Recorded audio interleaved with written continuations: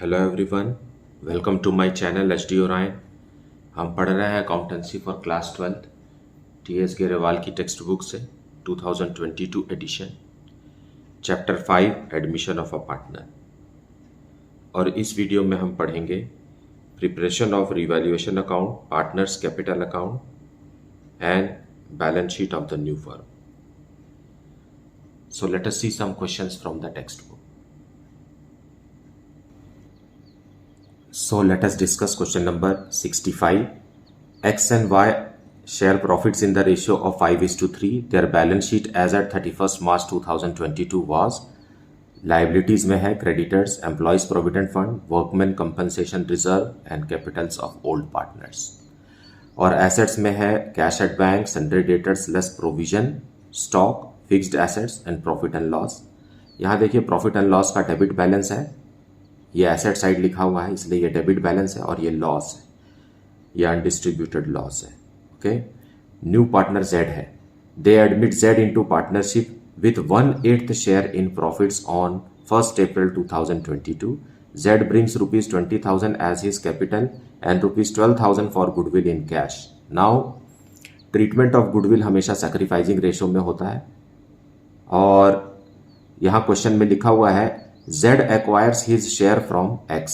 मतलब Z का जो कितना पोर्शन है उसका 1/8 पोर्शन है, 1/8 पोर्शन है, ये पूरा का पूरा X ने दिया है. मीन्स X ने सेक्रीफाइस किया है Z के लिए. एज ए रिजल्ट पूरा गुडविल का पैसा X को दिया जाएगा क्योंकि he is the only sacrificer. Fine. Following revaluations are also made. अब Z के आने से फर्म को रिवैल्यूएशन करना पड़ा है एसेट्स और लाइबिलिटीज का. EPF, that is Employees Provident Fund liability, is to be increased by 5,000. All debtors are good. इसका मतलब यह है कि ये प्रोविजन की जरूरत अब नहीं है. All the debtors are good. Fine. Provision को हटाना, कैंसिल करना, मतलब decrease in liability. Stock includes ₹3,000 for obsolete items, hence to be written off. So stock को कम करना है. Creditors are to be paid ₹1,000 more. ये इंक्रीज इन क्रेडिटर है. Then fixed assets are to be revalued at ₹70,000, जबकि books में 80,000 है, अब उसको 70,000 means decrease in the value of fixed assets. Prepare journal entries, necessary accounts and new balance sheet. Also calculate new profit sharing ratio. Okay, so let us see the solution for this. So here is the solution for question number 65. Okay. First, we have to pass the journal entries for admission of Z into the firm on 1st April 2022. So, bank account will be debited क्योंकि Z अपने हिस्से का capital और goodwill ला रहा है. Z's capital account and 2 premium for goodwill.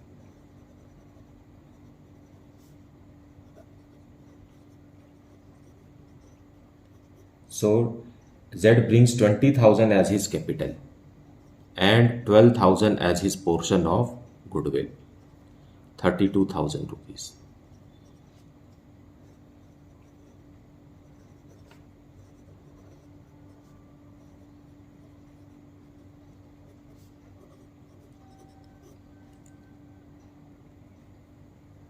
Now on the same date, this premium for goodwill will be given to the sacrificer. So premium for goodwill account debited to X capital account, क्योंकि पूरा का पूरा contribution X का है. X has sacrificed to Z, तो पूरा हम X को ही दे देंगे प्रीमियम का पैसा, being goodwill to X. Now अब बैलेंस शीट में जो अनडिस्ट्रीब्यूटेड फंड्स हैं या अनडिस्ट्रीब्यूटेड प्रॉफिट या लॉसेस हैं वो हमें ओल्ड पार्टनर्स को ओल्ड रेशियो में देना है. सो लाइबिलिटीज़ की तरफ कंपनसेशन रिजर्व है और उस पर कोई क्लेम नहीं है. क्योंकि क्लेम नहीं है इसलिए हम पूरा का पूरा उसे ओल्ड पार्टनर्स को ओल्ड रेशियो में दे देंगे. So workman compensation,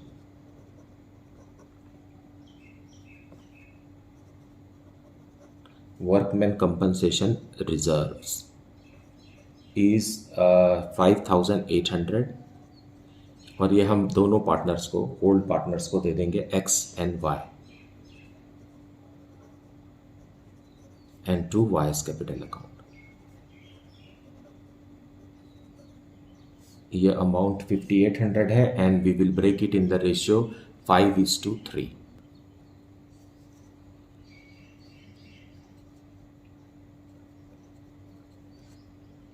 So, being workman compensation reserve given to old partners in old ratio।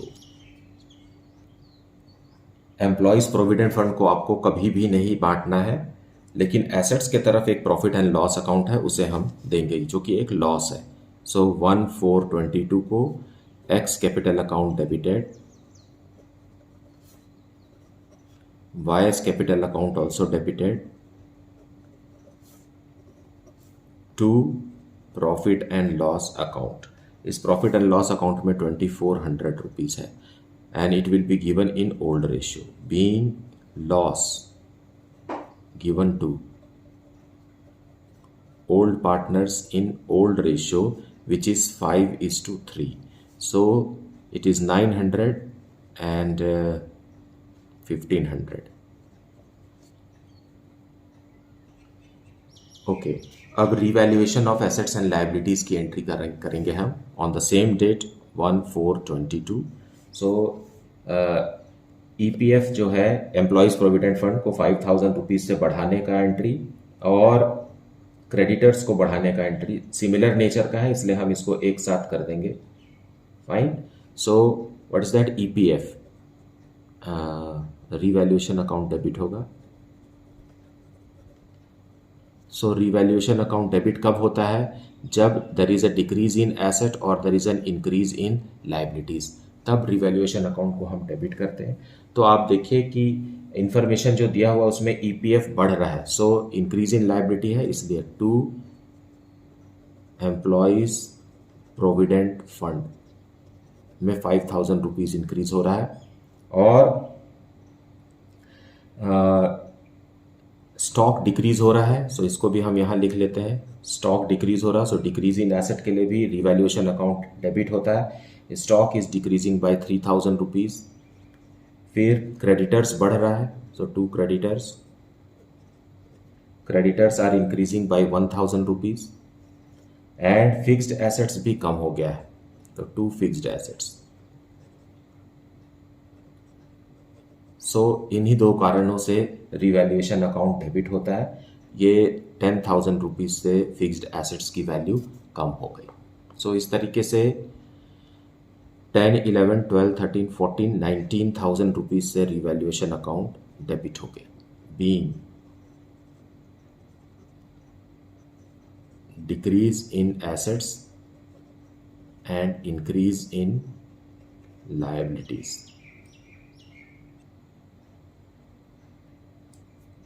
Now on 1/4/22 अब रिवैल्यूएशन अकाउंट को क्रेडिट करने वाली एंट्री करेंगे। सो रिवैल्यूएशन अकाउंट क्रेडिट कब होता है? जब एसेट्स इंक्रीज हो रहा होता है, सो या लाइबिलिटीज डिक्रीज हो रही है। फाइन। सो लाइबिलिटीज में डिक्रीज में प्रोविजन फॉर डाउटफुल डेट्स है, provision for doubtful debts.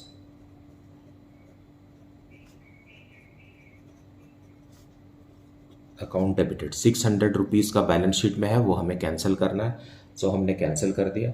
And what else?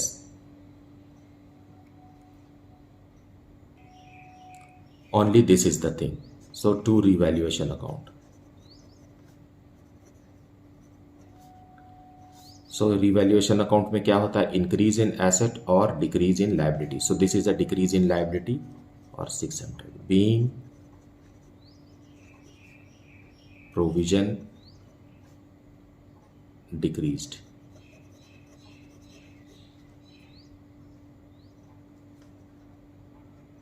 now profit और loss on revaluation we will transfer। so revaluation के डेबिट में ज़्यादा है, 19,000 है, और क्रेडिट में देखिए सिर्फ 600 है। so रिवैल्यूएशन अकाउंट अभी क्या हो गया हमारे लिए? लॉस हो गया। so लॉस किसको दिया जाएगा? ओल्ड पार्टनर्स को दिया जाएगा। so X capital account debited, Y's capital account also debited. To revaluation account, credit balance आ गया रिवैल्यूएशन अकाउंट का। 19,000 डेबिट में था, 600 क्रेडिट में था। So as a result 18,400 is the loss on revaluation, और इसे हम ओल्ड रेशियो में देंगे पार्टनर्स को। 11,500 and 6,900 being loss on revaluation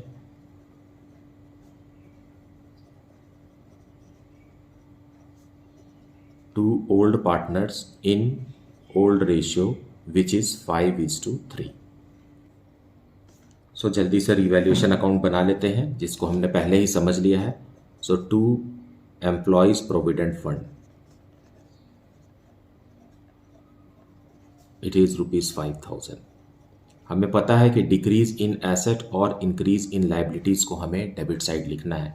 then stock भी डिक्रीज हो रहा है, सो टू स्टॉक 3,000 रुपीज से कम हो रहा है, और क्रेडिटर इंक्रीज हो रहा है, creditors are increasing by ₹1,000, and fixed assets decrease हो रहा है, fixed assets are decreasing by ₹10,000। उसी तरीके से क्रेडिट में हमें इंक्रीज इन एसेट या फिर डिक्रीज इन लाइबिलिटीज लिखना है। So provision for bad dates,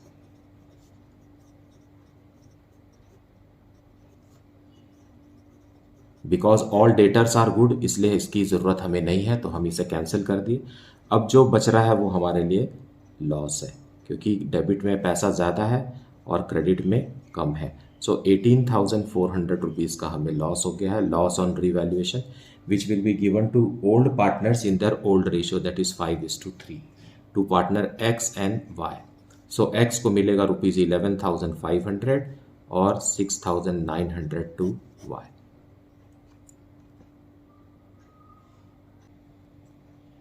So we will see partners capital account. So by balance brought down, जो कि बैलेंस शीट में दिया हुआ है, एक्स का है 70,000 रुपीज़ और वाई का है ₹31,000। जेड नया है, इसका कोई ओपनिंग बैलेंस नहीं है। देन हमने वर्कमैन कंपनसेशन रिजर्व को बांटा है, workman compensation reserve has been paid, so 3,625 and 2,175। उसी तरीके से प्रॉफिट एंड लॉस भी था बैलेंस शीट में, that has been given to the partners in their old ratio 1,500 and 900। Loss on revaluation भी है हमारे पास, so to revaluation account 11,500 and 6,900। Okay, अब नया पार्टनर 12,000 रुपीज़ प्रीमियम का लाया है, fine. So by premium, sacrificing partner x है, इसलिए पूरा का पूरा 12,000 हम एक्स को दे देंगे। And by bank, that is the cash brought for capital as capital by new partner Z, which is 20,000। So now we will close it. Z का है 20,000 रुपीज़ और क्लोजिंग बैलेंस भी इसका 20,000 आ रहा है। To balance close down for Z it is 20,000। Then Y का grand total है 33,175। सो 33,175 के लिए यहाँ एडजस्टिंग फिगर है 25,375, and for X it is 85,625 and adjusting figure is 72,625. So this is the partners capital account, और इस क्लोजिंग बैलेंस से ही हमें बैलेंस शीट बनाना है, ना कि ओपनिंग बैलेंस से। सो न्यू फर्म का कैपिटल ये है। So now balance sheet of the new firm, सबसे पहले हम कैपिटल्स लिखेंगे। Capitals of partner X, Y and Z. These are the closing capital balances: 72,625, 25,375 and 20,000. Total of which is 1,18,000. Then creditors. Creditors 1000 rupees से increase होकर के 16,000 हो गया, 15 + 1 16,000. Then employees provident fund 5,000 rupees से इंक्रीज हो गया है और 15,000 का हो गया, पहले 10,000 का था. Okay, now on the asset side bank में हमारे पास पहले से ही 5,000 था, फिर नया पार्टनर अपना कैपिटल लेकर आया 20,000 का एंड गुडविल भी लेकर आया and that is retained in the business. So new capital balance and new bank balance is how much 37,000 rupees. Now debtors are all good, so 20,000 rupees बाहर लिखेंगे क्योंकि हमने इसका प्रोविजन को कैंसिल कर दिया डाउटफुल डेट्स का. स्टॉक हैज डिक्रीज्ड बाय 3,000, सो अब ये 22,000 का हो गया, पहले 25,000 का था.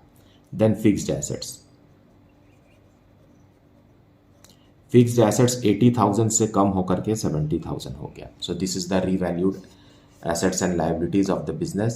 Now we will grand total it, which is coming to be 1,49,000. So this way we have to prepare the balance sheet and the partners capital account and revaluation account. आपने journal entries भी देखा, तो मुझे उम्मीद है कि आपने video को पूरा देखा है और एक्सप्लेनेशन को भी अच्छे से सुना है. इसके बावजूद भी अगर आपको कुछ डाउट है तो then please put it in the comment section.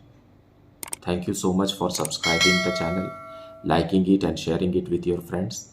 And if you have not yet, then please do like, subscribe and share the channel. Thank you so much for watching.